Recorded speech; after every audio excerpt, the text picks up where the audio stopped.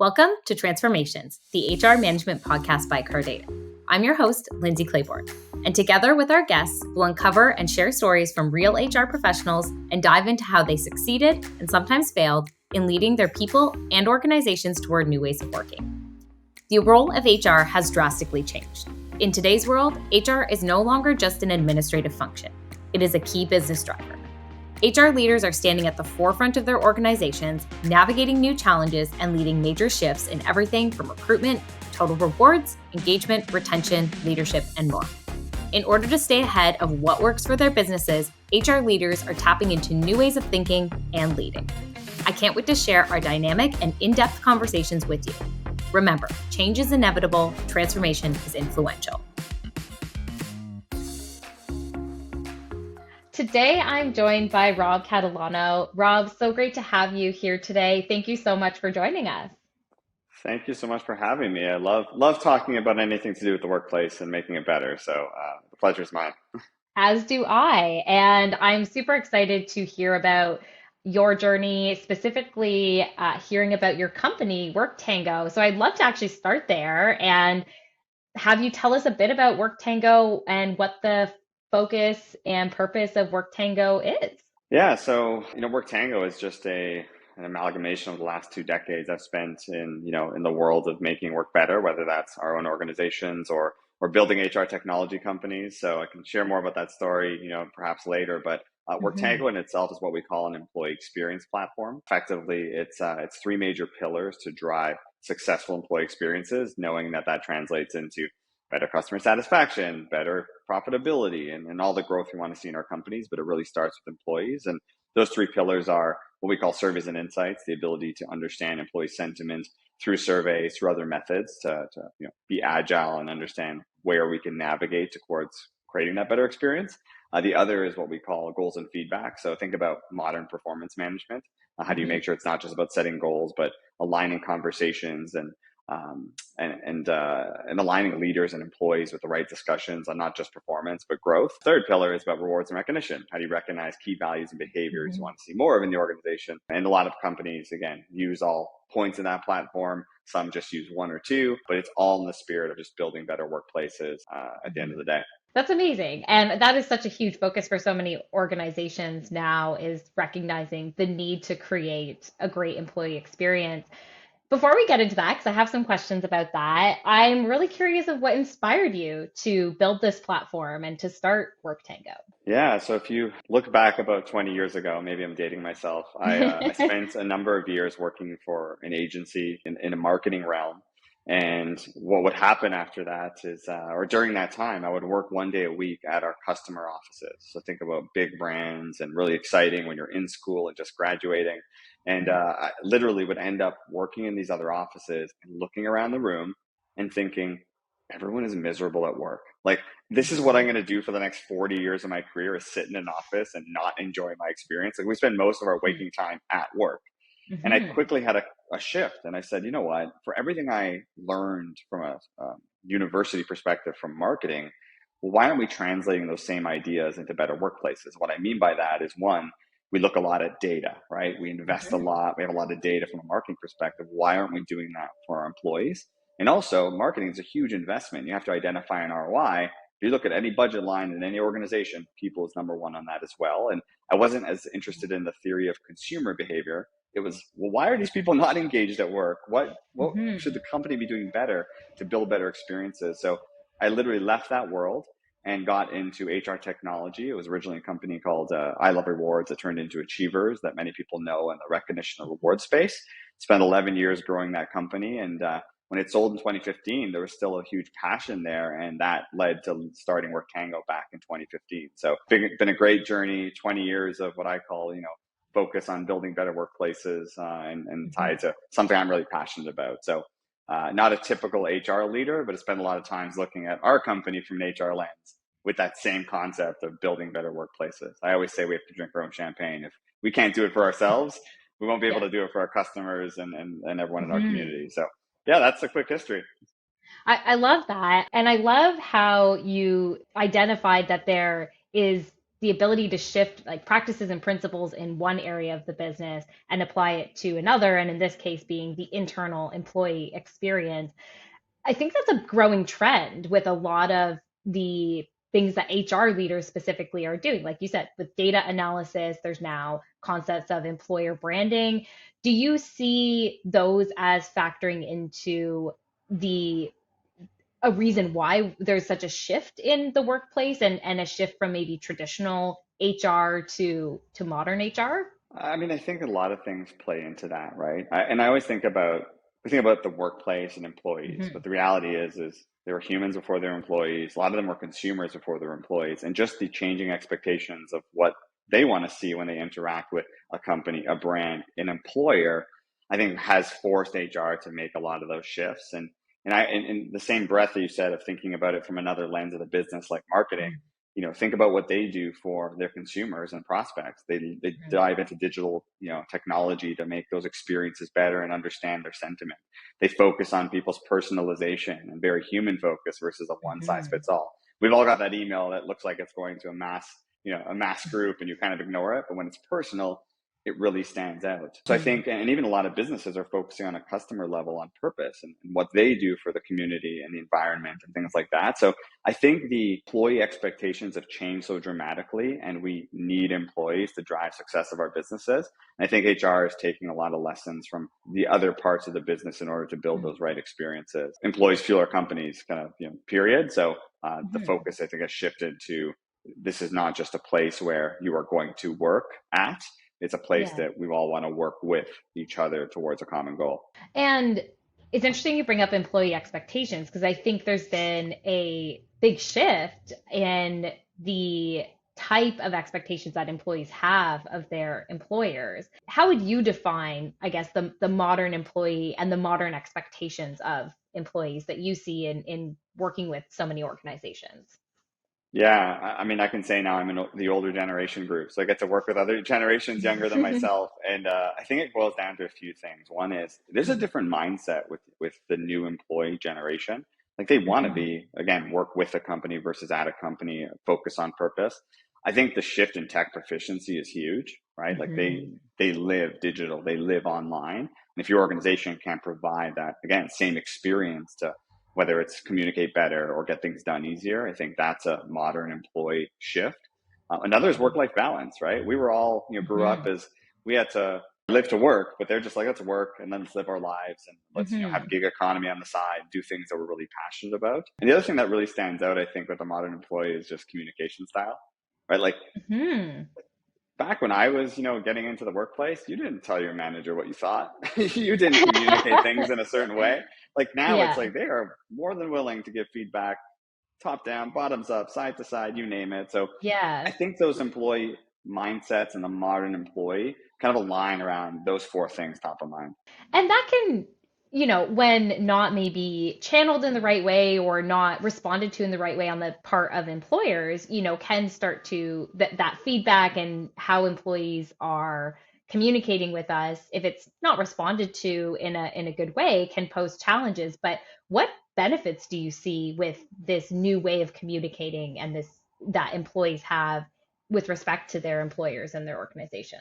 Yeah, I mean, I've been in the world of getting employee feedback for a long time, and there's a lot of benefit, right? At the end of Hmm. the day, if you don't have a good understanding of what's working and what isn't, then it's hard Hmm. to navigate to success. I mean, think about it, right? Success is linear, right? Like Hmm. or sorry, success isn't linear. It's not going to get from A to B. There's going to be things that happen all around us. Hey, guess what happened in the last 2 years? Where Yeah. issues with building diverse workforces, remote work and back to work, all the COVID components, change management more than we've ever seen.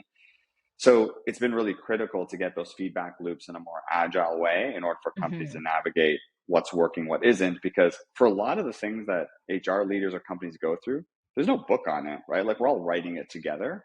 So that Hmm. feedback loop is really, really critical. And what I found is when there's more agility in getting that feedback, when there's technology to make it a lot easier, it's helping companies not only build a better experience, but a better company experience from a growth perspective. So it's this new wave of how do we leverage employee feedback in order for us to better the experiences for everyone around us. And I think a lot of companies that don't do that, and they focus on it once a year or don't do it as frequent are Mm-hmm. challenged. Last thing I'll say on that is like think about the agile development process, right? Yes. It's kind of that same idea, right? We're going to, put things out into the world more frequently and get feedback from our consumers in order to build a better product. We got to do the Mm-hmm. same thing with our employees, right? Like get feedback, understand what's working, what isn't, and be agile in our way to success, however it's defined. So with implementing agile, kind of an agile mindset in terms of our workplaces and how we operate, do you think there's risk of change fatigue at all with employees, and how can company leaders appropriately manage that? Yeah, it's funny. I'm not going to answer your question directly, but I think about like I will in a second. I'll get there. But in the world I'm in, which is a lot of employee feedback through employee surveys, I always say there's no such thing as survey fatigue. There's lack of action fatigue, right? People will Mm, give you feedback. I have companies that will check in with their employees. We call it active listening not every quarter or every month or biweekly, even weekly. They're getting quick feedback points because they're taking that information and they're making adjustments and change. I think change fatigue really isn't a thing as long as you're communicating why the change is being attempted, what the mhm, outcome looks and feels like. But employees are part of the process in that feedback, that retrospective world of what's working, what isn't, and what would you do differently. And I think mhm. that's the real key where if you just do change to someone versus Yeah. have change and have them along the journey, that's a game Mhm, changer in how they interact. One really interesting point there, I always think there's two types of feedback. One is, are you satisfied or dissatisfied? And companies do that all day. The other one is what's called participative management. Hey, employee, this is what's not working well, or here's what we just launched, or we're going mhm, to launch something. Let us know what that feedback is so that change can be directed in the right way to help make everyone better or get 1% better every day. So I think mhm, companies that don't do a good job bringing employees in the loop, bringing leaders in the loop, and communicating the what's and the whys, that's when it sounds like fatigue. When you have context, mhm, you're like, okay, I'm part of this game and I'm involved in making this change a reality or giving feedback if it's not great. And guess what? mhm. Sometimes it's not going to be great. One other just thought that popped up is it's hard for HR leaders because every time you want to change something or buy a new technology or whatever it is, it's not Mhm. just your team, it's every single employee, right? There's a huge spotlight. Yeah. So I find sometimes it's easy to just, trial something with one team or your team to see the Mhm. results and kind of build that confidence that you can make change in other places. Because it's hard to, shift the process or structure or communication patterns of a whole company, big, small, medium, large, doesn't matter. And I'm curious because it sounds like you're saying is we need to recognize that there's a dissemination of like responsibility and accountability for shaping the employee experience, and then specifically when getting feedback, reducing that lack of action fatigue. Do you have any, from your experiences, do you have any observations or tips for how HR leaders being the, I guess, forerunner can get their leaders to buy into or take accountability for when they get that feedback or they get feedback from their team to action that without having, HR having to be like, hey, this is a problem on your team. Hey, we need to fix this. And instead just intrinsically being motivated to want to adjust or change or implement that feedback. Yeah, so I like using surveys as an example, not only because it's what Work Tango does, but I have a lot of experience and stories there. But it's something people can relate to.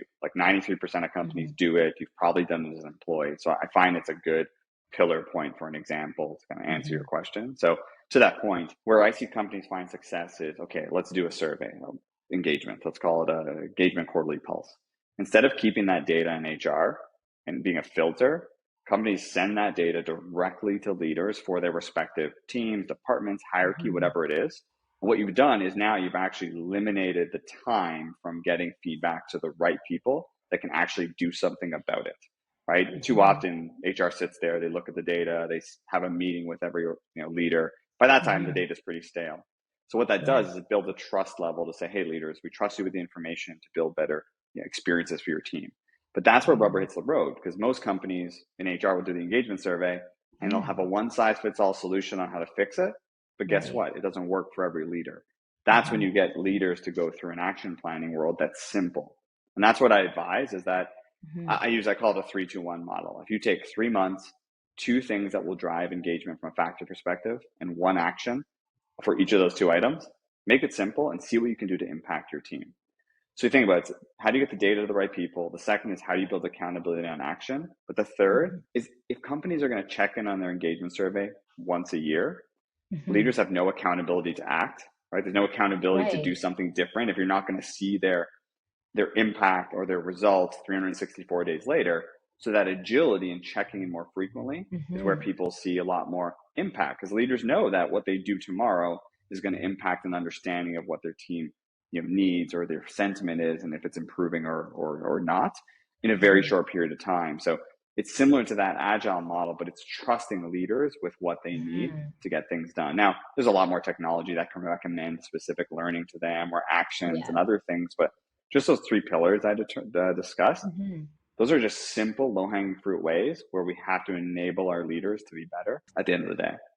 Now, one last thing I'll say, I feel Yeah. bad for managers and leaders because they are the face of our antiquated HR practices, right? Like do a Mhm. performance review once a year, or, here's your data that's stale. Like we have to think about improving technology for them, data for them, and process, right? And not enable bad managers and leaders, put them in a place where they can be successful. Because I always say arguably, but I could argue all day that leaders have the biggest influence on the engagement of your Mhm. teams. How Yeah. do you leverage them? And to your question, how do you make sure that they're enabled in the process and as well? And it sounds too like you're recognizing that while you have a broader organizational culture, every team has almost a micro culture, and the leader is really the person driving that micro culture within the team. And so instead of assuming, like you said, that there's one size fits all, you're instead giving them the information and empowering them to use it in a way and come up with that 3-2-1 framework that's going to work for their team. And in the end, maybe every team drives higher engagement. They just did it in different ways that better fit with their team. Exactly, right? Like every employee is different, their needs are different. Hmm. Like a one size fits all is not going to work. And when I talk to leaders and ask them, like, hey, tell me about the process. Like, well, company rolled out X, Y, and Z. I'm really good at X, Y, and Z. Like, I'm not good at these other things that I'm getting no support at, or the company's not leaning into. So when you have them part of that process, again, the accountability goes up, and we need them to build better workplaces. HR can't handhold everyone and build that Yeah. experience themselves. It sounds like a way to set up more scalable systems for engagement, for employee empowerment, for reward and recognition as well. Yeah, and again, I'm just talking about, engagement surveys as a base Hmm. that a lot of people know. But to your point, right? It's not just about a performance review. Like, how do you have more frequent performance development conversations and have leaders own that process and decide what the development of those employees should be? Recognition and reward. It used to be, let's give people a reward for working for 5 years, literally breathing and sitting in seat, versus let's give responsibility and trust to leaders to recognize and reward their employees for living their values or goals or incentivizing them different ways. So the leaders are a big part of that process and approach, and I think have to be centered to any people strategy in general. It's not, a Hmm. business strategy lines up to HR, lines up to employees. It's a business Yeah. strategy and a people strategy that every single leader owns. And if people can get in that mindset, that's when you start seeing success. And I think that goes sort of along with something I wanted to chat with you about, which is that you posted a couple years ago, and you wrote that in a blog about why Work Tango doesn't have company values. And the phrase that you used in it was R&D it, which is rip it off and duplicate. So describe. I know you were using it in the context of developing values and mission in that sense, but it sounds like that there's a maybe a broader habit within HR leaders to just R&D it, and instead of, like we've been talking about, recognizing that there's a practice that you can have, but the answer, the solution is not going to be duplicated across every single team. Yeah, well, there's a lot there, Lindsay. I got to think about this one. So, so I'll give you some context. R&D, back when I was at Achievers, that was one of our company values, and it did stand for not research and development, but rip off and duplicate. The idea was, if you can stand on the shoulder of giants, see what other successful organizations have done, how do you take the best concepts of what you love and then make it part of your culture? Great example. Like back in 2007, companies weren't having daily meetings or weekly meetings or retrospectives. We saw other successful companies doing that in our community and said, we're launching this. It's a daily meeting, every employee, every day. At that time, it was very different, but we made it about our culture and company. And that's just an example of R&D. And the point of R&D in that blog was that find what other people are doing. If you're struggling with how to bring back people back to work or think about a new leadership development process, lean on your colleagues, the community. Like I said, we're all writing this book together. So that was the idea, where we don't have to reinvent the wheel every time. Let's find out what great companies have done and research and not spin too many cycles on that and try it. And if it works, great. If not, then be agile and do something different. When it came to the your point about the virtues, and in the spirit of trying to really key in and hone in on something that's important to the new employee world that we talked about earlier, is back when we started Work Tango, we created a passion statement instead of a mission statement, and that was to improve work lives. And work is in parentheses because we spend a lot of our waking time at work. So if you can create great work experiences, that translate to great life experiences. But we did that, and we also created our virtues versus our values. And the virtues are what people, not what they do versus what they believe. And the idea is we want to root our values, which we call their virtues, more in action versus just belief for things you put on your website or on walls. So the R&D part of it was, hey, companies all have a mission and a vision and values. For us, it was, well, this is what we do for organizations. We try to enhance those things. How do we really change it a different way with our culture and feel to drive a narrative in our company and obviously to the rest of the community of what really matters to us and how we want to run our business? So that's a good example of R&D was a concept, and we took that and made it our own, which again, everyone has mission, vision, and values. We just had a passion and virtues, which are a little bit Work Tango. And passion is such an incredible driver of performance in organizations. How do you think organizations can drive more passion within their employees? Yeah. So, I mean, one is it's being really specific about what the passion is of the organization, but also not limit the passion that other people have to learn other things in your organization, or, you know, whether it's gig economy, other things they love to do, never stopping that passion. If you really want to, if I have one silver bullet though, it's hire to passion. What I mean by that is, you know, at Work Tango the last 7 or 8 years, interviewing anyone in any role, if in that interview their eyes didn't light up for improving work lives, I'll be honest, I wasn't interested. Like, having a group of people that are aligned to a similar passion, that's when magic happens. And I feel that if you can bring on the right people that have that day one, like, it's hard to change someone's passion or to influence it in such a different way. To me, it's an exercise in the talent acquisition process and making sure you're getting the right people in. So if I had one piece of advice or thing I've seen work, that surround yourself with, you know, with great people that have a similar vision in terms of the North Star. But it's not the be all and only passion they should have, right? They can have other ones too. Yeah, and I'm curious how for organizations taking the time to identify whether, you know, they're using a traditional mission, vision statement, or they're shifting to a passion statement, why taking the time to do that is so important. And if you see that even more so now in a remote or a distributed work environment, that's important. Yeah, I mean, it's funny, full circle, we talked about like what's the new workplace and the expectations of employees. I think it's worth it because people want to be a part of something bigger than themselves or the organization, and having that, again, passion or mission or something that's above and beyond, you know, the operation of day-to-day company. I think people really want to sink their teeth into. And there's a lot of research out there that when this new generation is looking for roles or looking for organizations, they want it to be aligned to something that's helping not just a purpose and a passion, but sometimes focused on a better community, you know, or those types of situations. So I think it's a lot of companies are spending the time because it is worth it. But it's also, you know, in the spirit of aligning people, right? Sports teams know they are all going for the Stanley Cup, or, you know, or whatever they're, sorry, I'm Canadian, there's a hockey reference. But everyone knowing what that purpose is and what the end goal is, even if it's so unattainable and so out there from a you know, concept of improving work lives, at least everyone's on the same page. And when you have people working on the same page, then I think that's when everyone's having a good time. And then, as you said, we've come full circle talking about the modern workplace. Part of that being now is companies that are 100% remote, some that are hybrid. There's distributed workforces, you know, across countries, across continents. For organizations that are maybe trying to build a culture, rebuild a culture, or just simply trying to drive higher performance, what do you think this world, new way of working, what challenges do you think it poses? Yeah, well, I mean, to your point, right? Just communication and this new way of working is hard, right? It's you don't get the water cooler discussion of getting people at a point where, hey, don't you seem off, or you're, you know, let's talk about X, Y, and Z, and get those unstructured conversations.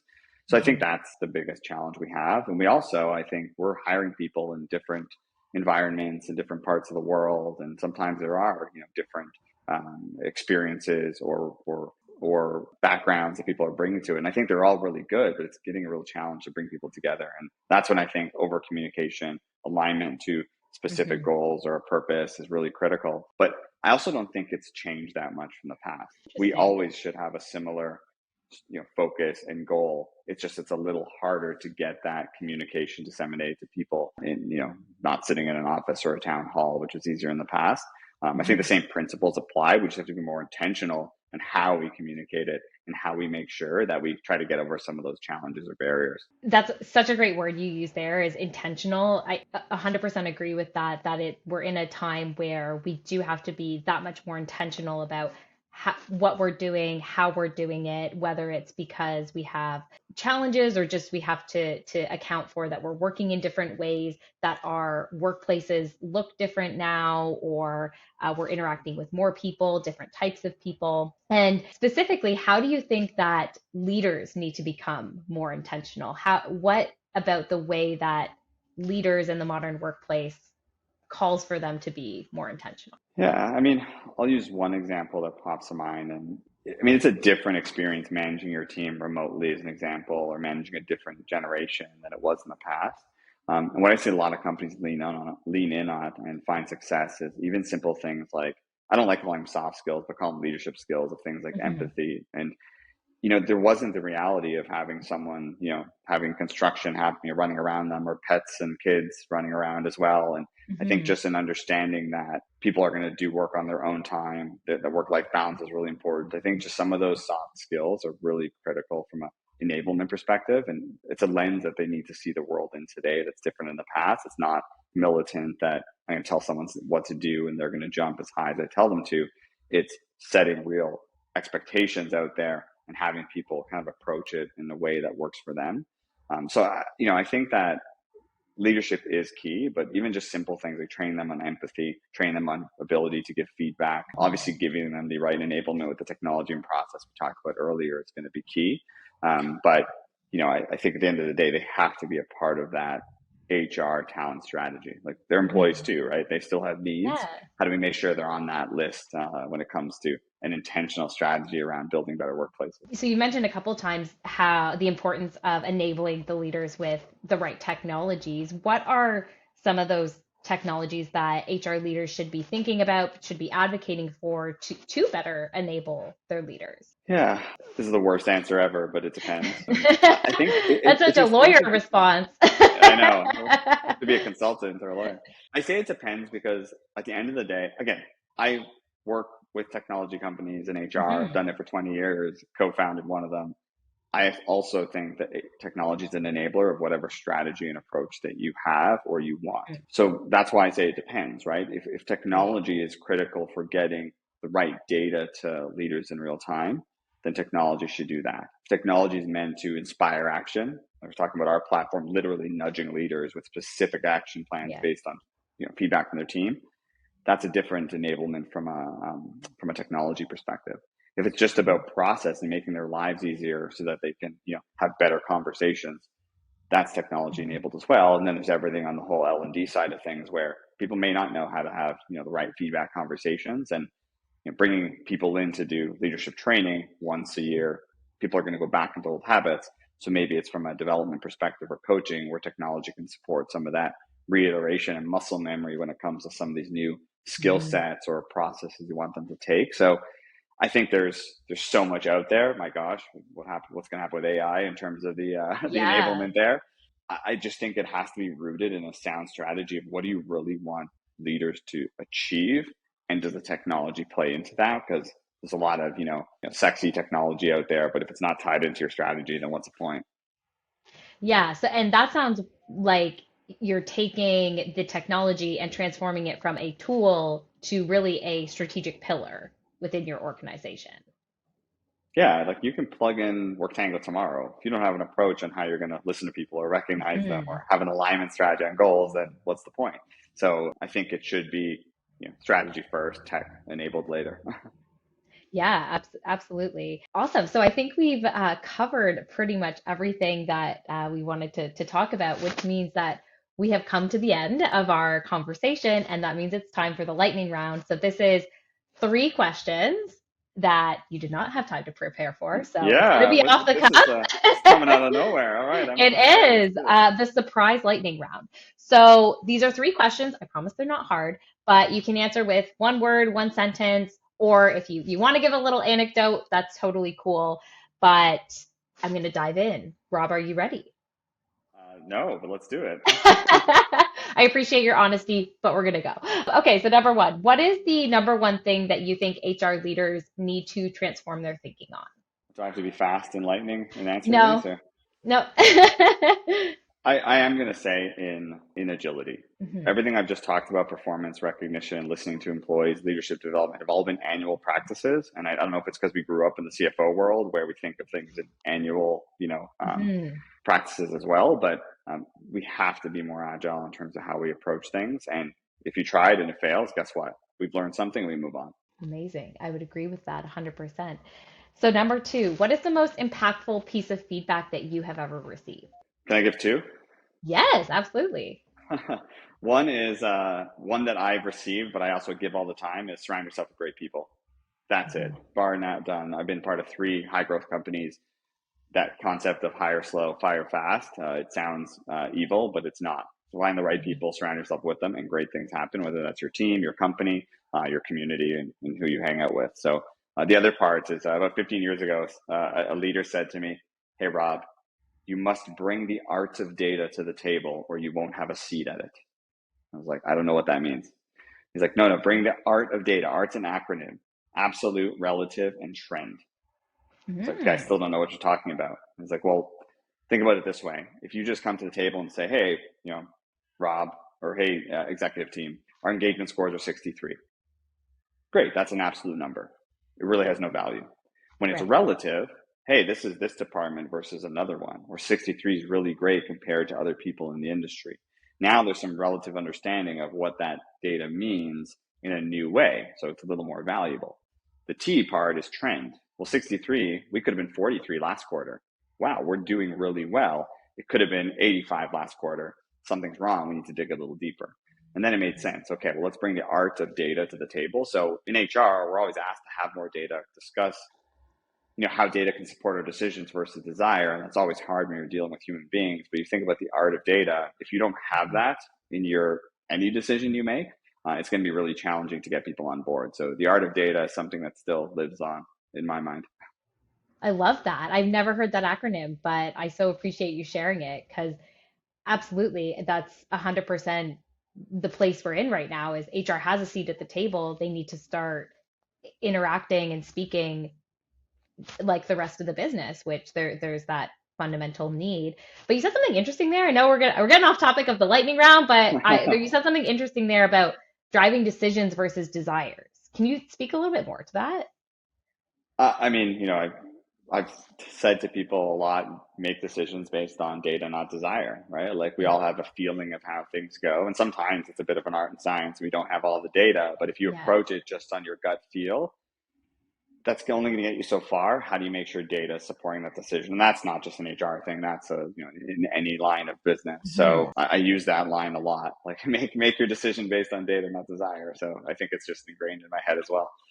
Yeah, great little tidbit of advice to remember. At least taking the action to seek out, is there the data available to support this decision and back it up? Because maybe sometimes we just assume that there's no data and Yeah. we don't take the chance to look for it.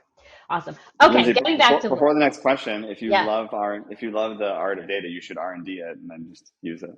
Okay. Will do. Okay, last lightning round question. Now we got a little off, but back to the lightning round. How much of your journey is made up of failures and how much of your journey is made up of successes? I think it's a balance of both. It'd be hard to, in a lightning round, think about what that is, but I would say it's dramatically more failures than successes. Because if you think back about what we talked about earlier, like I've been part of building 3 companies effectively, from scratch or with a few employees. That idea of success isn't linear. Like you figure out the way there, and there are so many failures that you learn from, and you may not learn from them and execute the learning today. You might do it in the second company or the third role or the fourth organization you're with. But I think all those failures is the only way you navigate your way to success, because again, so many things come in the way. So especially in uncharted waters or new things you're doing, failing all the time. Just a matter of, are you learning from it? Are you trying not to repeat those twice? And learning from others that have been through that journey to try to make the journey a little smoother. So accepting the failures along the windy path to success. I mean, you have to accept them. No one is perfect. There's no one path. It's like we have to do it, and I think embody that concept and philosophy in our organizations, right? If people are going to sit there afraid to fail, no one's going to move forward. You're not going to be successful, and you will be the Blockbuster and Rim of our times. I'm just kidding. It won't be that bad, but you won't move forward, right? People will be scared. It's just like psychological safety. People will be scared to speak up if they have this feeling like they can't fail or say something inappropriate that someone's not going to like. They have to be able to challenge the status quo. Amazing. Well, thank you, Rob, so much for joining us on the podcast today. It was great to hear about all your experiences over the last 20 years. The work that you're doing at Work Tango sounds incredible, and so many organizations and, more importantly, people are going to benefit from what you're doing. So thank you so much for sharing that with us. I appreciate you. Thank you for having me. I have a question for you. Am I allowed to do that? Of course. All right. So it's second half of the year next week. You're thinking about your HR strategy for 2024. Like, what are a couple of the top 1 or 2 priorities that you think your company, or maybe the market in general, really needs to lean in, given our environment at work today? I think one of the biggest ones is thinking about how all of your practices and the way that you're making decisions, where can you find opportunities to be more transparent?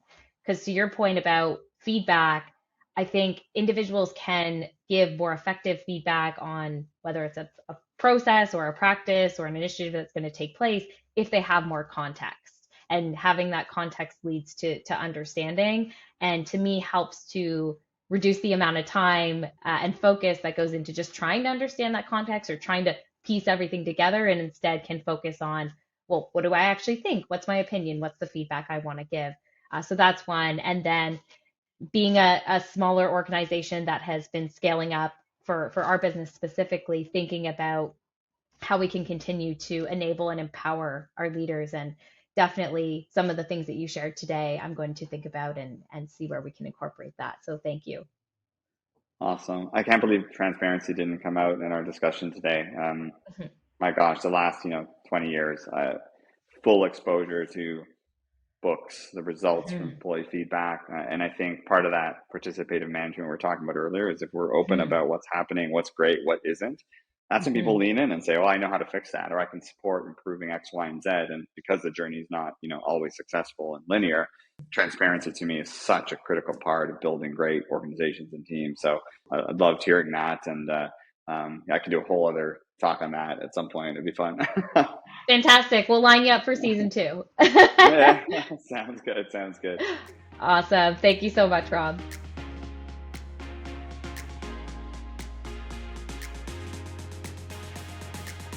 This has been Transformations, the HR management podcast by Cardata. To find out more about Cardata's vehicle reimbursement software tailored for HR professionals, visit cardata.co and see how you could benefit from a fully managed reimbursement program.